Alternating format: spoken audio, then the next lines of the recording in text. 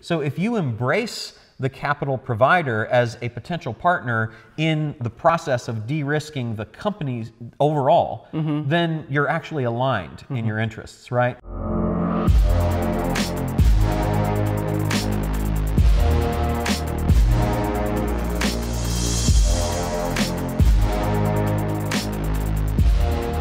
One of the things that we spoke about yesterday was raising capital. Yep. And I have so many people that come to me who are searching for capital. They're looking for advice on what they need to do in order to close a deal. But they also come to me with fear. There's a fear of the unknown. There's a fear of the process. There's a fear that they're going to get in bed with the wrong investor. What advice would you give to these people? The first thing I would say is one of my partners, Kent Clothier, Kent, in a business we have, says that whenever this is just a general moving past fear thing. He said, whenever I come up to the line and I'm looking over it and I'm afraid to do it, I say, this is where my competitor stops. This is literally the line of mediocrity. And I'm going to step over it because I am not going to settle on being just like my competitor. So I think that's a good frame to put this in. As far as capital goes, the very first thing I think that you want to think about, people raise capital too often when they don't need it. So the thing that I like to say is, this is another friend of mine who his brother founded AngelList, which kind of is a place where all the people in Silicon Valley raise money. He said, and he runs a fund, his name is Kamal Ravikant. And so Kamal says, when I go into a company, I look immediately and see, and they're asking for money. I look around and I say, do they have all brand new Macintoshes and the foosball and this cool thing and that cool thing? If they do, then they're going to spend my money on that stuff too.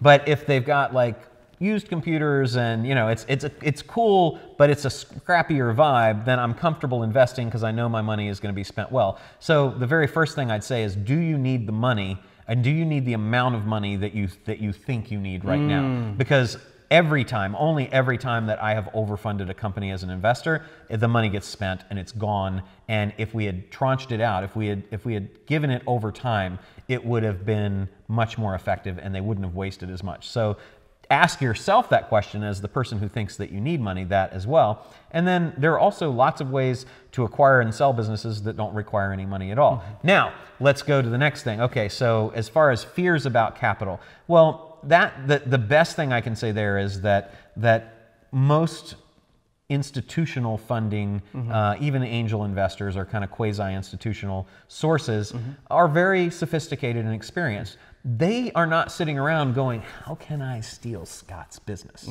right? They're saying, how can I de-risk an investment in Scott's business? So the best thing that you can do, I think, to overcome your fear... By the way, that is a huge shift in mindset. Yeah. Right there. Right. Yeah. And so I think that if you realize that's what they're about, the way for you to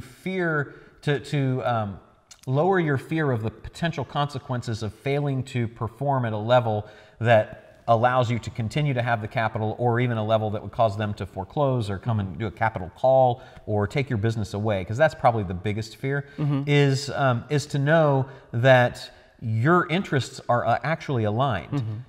You need to de-risk the business, because if you don't, the business has more potential failure points. And that's all they're looking for too. So if you embrace the capital provider as a potential partner in the process of de-risking the company overall, then you're actually aligned in your interests, right? Now, the way that the places that you might not be aligned would be with covenants that they require or things like that, triggers that would trigger capital calls or repayment calls or acceleration clauses or things like that. And that's just a good attorney. So if you've got a good attorney, the good attorney can take care of the legal stuff for you. And then you can move forward confident that you're aligned in your interest with your investor or your funding partner to eliminate the risk and make the business successful.